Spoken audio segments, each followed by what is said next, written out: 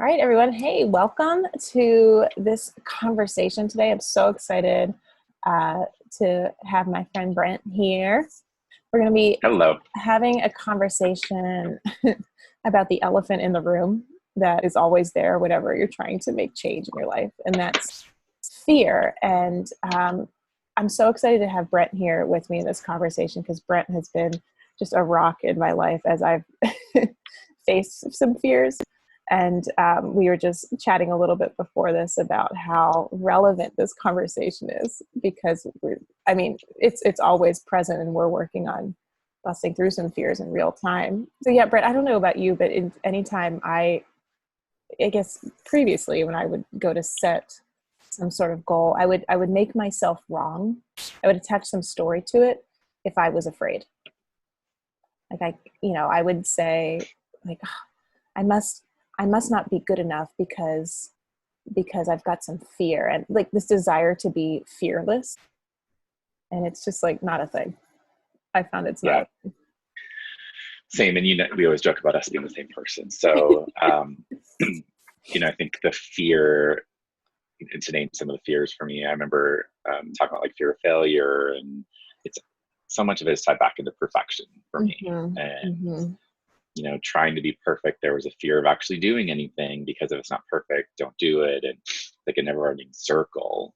Um, so that's been really interesting to actually be with that Mm-hmm. and realize that it's completely normal for me and Yeah. okay. Yeah. Yeah, absolutely. My flavor of it is I'm not enough.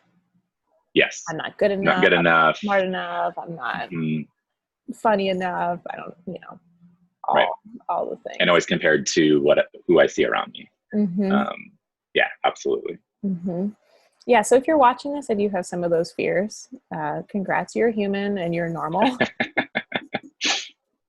And I'm sure we could sit here and create a whole laundry list of them. Correct. And let's not, like, let's not, but we know they're there. We'll talk about kind of what you do whenever those fears come up. Yeah. So I think this has been such a shift for me in the last year and a half.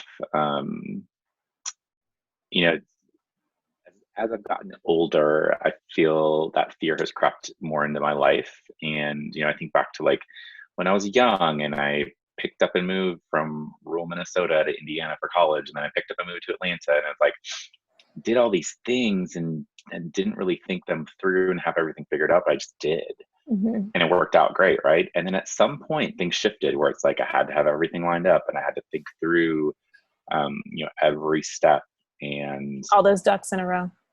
yeah. And I've always, been a perfectionist and whatnot, but it just really became more apparent in my life that fear was paralyzing some Mm-hmm. things. Um, and I wasn't moving ahead like I had wanted or maybe where I thought I should be. And so then that thought then fed into more fear about failing and less action. Mm-hmm. Mm-hmm. And what's really shifted for me is now realizing that that's all completely normal and it's completely okay. But where I've really regained a lot of power is in like, here's what the fear is, here's what I'm experiencing, and that is okay. And then how long am I going to allow myself to sit in that? Mm-hmm. And whatever that runway is, if that's an hour, if that's a week, if that's a day, where am I going to choose from to do things differently when that's over and done? So, not pushing that fear aside, not saying it doesn't exist, but acknowledging it and knowing I have the power to choose to move ahead with it still being part of like a factor in everything, right? Yeah. Yeah. I love that. I love actually choosing to give it a certain amount of space to breathe because then you can be in fear and be empowered around it because you're choosing it on purpose and giving it a window, putting it on notice. Like, okay, I see you and you have this much time. Yeah, that's been such a huge shift for me, and super empowering too. To like, it's okay, Mm-hmm. and I have the power to choose. Yeah, I love that. I think for me too, another way to take that next level is to say that fear out loud, which is what I love about going through some sort of transformation in partnership, having a team or support system there.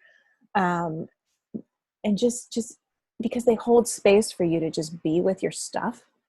And sometimes just saying the thing out loud, the longer I wait, the the the stronger it is inside, or the more significant it is, or whatnot. It just becomes really heavy. Like, oh my gosh, there's no way I'm going to be able to bust through this. It feels really real.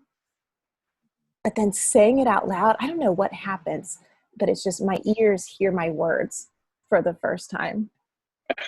And it sounds different than hearing them in my head. And I'm like, oh my God, that's silly. Yeah. I sometimes have this experience of laughing at it. And what really may have started as something so small, and just like nudged you off course, or, like it just riled you a little bit. And somehow that little thing has just like festered, and all these stories and all the like, well, if that wouldn't have happened, then all this would have happened, or, this person would have come into my life, this person wouldn't have come into my life. And just rattles, right? Just rattles.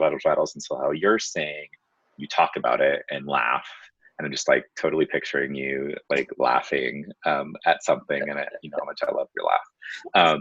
For me, it's like journaling, it's writing it, and it's like, it's that movement of like through my arm into my finger, through a pen onto paper, that's just like a release. It's just like something just like really releases, and that weight off my shoulders, and I can go back and reread that, right? And I laugh, or sometimes I'm like, wow, I can't believe I added so much validity or weight, or just let that control so much. When you go back and reread it, it's really good exercise for me to reflect on that. Especially when you've moved ahead, to remind yourself of how far you've really come. Yeah, I love how you can then use it. You can actually manipulate it and use it as fuel. Like, you can look at that fear and rather than it having a hold on you and keeping you in place, you can actually repurpose it to push you forward. Kind of a boss move. Before we hit record, but it's like so many people fight it, right? Like, you want to fight this fear, you want to squash it, you want to strangle that bitch, like we've said with we've talked about, which you want to. But if you're fighting it, it's like you're expending this energy. And so if you, like you said, use it as fuel for what you want next in life, that's a totally different mindset shift, and a way to empower yourself and still acknowledge that fear is there. So I really like that visual of like arm wrestling versus like having it be fuel that we talked about. Yeah, absolutely. Yeah. And gosh, it's just so cool to reflect on maybe where we're at now with the supportive coaching and building some facility around this. Cause I know for me, my normal operating system was to just tackle on more doing, to muscle through it, or to just avoid it, to move further away from it. And then I'm just constantly operating on top of it, and trying to have some sort of forward motion on my goals. But it's like I'm walking on eggshells as to not bring up that fear. It's exhausting. And it just doesn't work. Yeah, I agree. It's like, I just, my fear, and a lot of it is tied to that perfection story I have. But this stuff piles up, and I think about work, my 9 to 5, where I lead a team and people rely on me, and just all that stuff that I've told myself. And so instead of actually just doing something, the stuff just piles up. The to-do list keeps growing, because I haven't found the right time, or I'm afraid I'm not going to get it right, or I don't know, just all that stuff. And then like even yesterday, I finally submitted a budget that's been sitting on my computer for a week, and I submitted it. I'm like, that was so easy. So why have I created this thing about like getting it perfect, getting it right, and it's only draft one? And so there's just it's nice to be able to, yes, so I still go back into fear and let it control me, but where I've really grown because of coaching is in the recognizing and acknowledging it, versus letting it simmer forever. And that has been a game changer for me, in so many aspects of my life. Yeah, totally. I've developed kind of this quirky relationship with it now, where when it comes up, instead of running from it, I'm kind of like, ooh, I'm going to grow here. I'm going to learn something. I like that. And then, yeah, it make me sweat a little bit. I'm like, okay. And that's probably when I call you or somebody else, but like it, because that's normal. But yeah, that's what it is. It's become a game. Like when it shows up, it occurs like some sort of brick wall that's just like massive. And then the closer I get to it, I realize it's a wall made out of tissue paper, if anything. Right. Like it's not real. Yeah, and I just the way you just talked about that, it's almost um, like realizing the fear, and instead of shutting down. And so when I think about shutdown, I think about like comfort zone, and if you push too far, like that's where people shut down, right? So it's like, Mm-hmm. how do you recognize that fear and then play as close to the edge of that comfort zone as possible? Because that's where that growth and learning really comes. That's Yeah. that growing edge that we always talk about. So I really like that. The wall and thinking about that, and fear and comfort zone, like it's all connected, right? Yeah. It's all, and that, like, the further you push before you fully shut down, like that's where the magic happens. Mm-hmm. Mm-hmm. And so many times we see that brick wall so far where I'm like, oh no, I'm done, not Mm-hmm. even gonna try. Yeah. We miss so much. Yeah. So That yeah, that's experience of great. being right on the edge too, I find that once I get there, my tendency, if I'm not actively choosing and and leaning into it, is to want to contract. I picture being in a balloon, and I'm pushing, and I'm there, and I'm there, and I'm there, and then suddenly it's like too much, go back. So then I'm on Yeah, that roller coaster. So and I know that's a which part is of the totally okay, process. normal. Yeah. Right, right. That's totally part of it. You can't stay pushed up against that the whole time. Mm-hmm. That's just not sustainable, right? So Mm-hmm. Mm-hmm. how do you flex with it, and how do you move, and how to use it to your advantage? Really, at Mm-hmm. the end of the day, like, Yeah. you get to choose. I get to choose, like, today I'm really going to flex, Mm-hmm. and today I'm really going to push, and I want to grow. And other days I'm going to be like, I'm going to take a break. I'm going Yeah. to, and there's nothing wrong with that, which has Mm-hmm. been a big shift for me as well, that you don't need to judge Yeah. for choosing, or acknowledging that the fear exists. Mm-hmm. That's big as well. I think that's the big takeaway from coaching is that power of choice in the face of it. Because I think so much our fears have us develop these automatic habits where in any given situation we just react and handle it in this way that we've learned from a place of survival, or something our families have taught us or whatnot. So um, it breaks up that idea. Like I have talked to people that are just like, well, that's just how I am, or that's just how it is.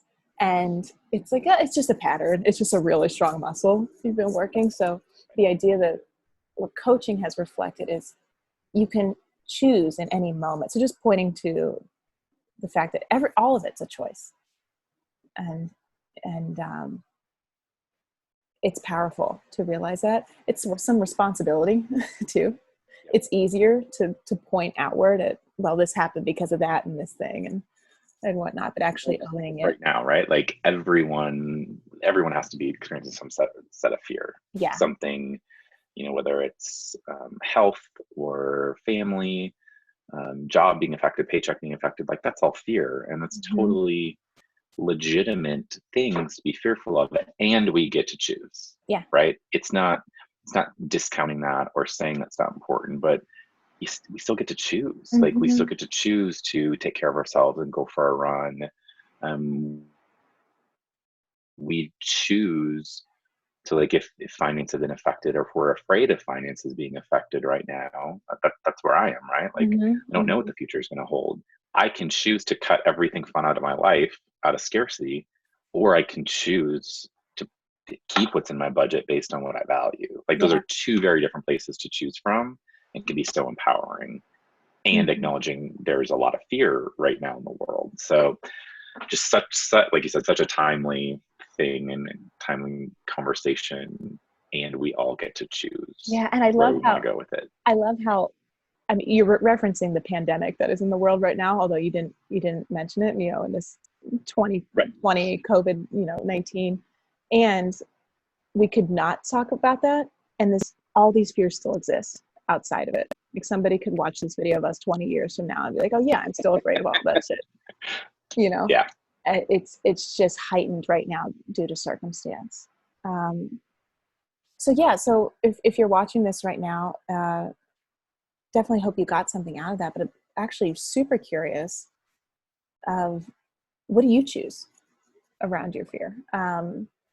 So if you got some takeaways from that, and if you're feeling, you've got some inspiration and just like feeling desire to make a declaration or just release something, as we talked about, put in a comment below, share with us, be a human with us, because Oh my this gosh, is yeah. Like, really name the what it fear, is. like put it in writing, be vulnerable, put it out there. I guarantee it'll feel different seeing it, on a screen or sharing it with people. Especially when And they like I start said, you saying, could hey, me choose. too. Yeah. Yeah. Yeah. Yeah, yeah. Absolutely. Absolutely. Well, Brent, thanks for being here with me Oh today. my gosh, you're welcome. So good to chat. We need to do this more Yeah. often. Oh, yes, please. Please. Okay. I will talk to you soon. All right, talk to you soon. Okay. Bye. Bye.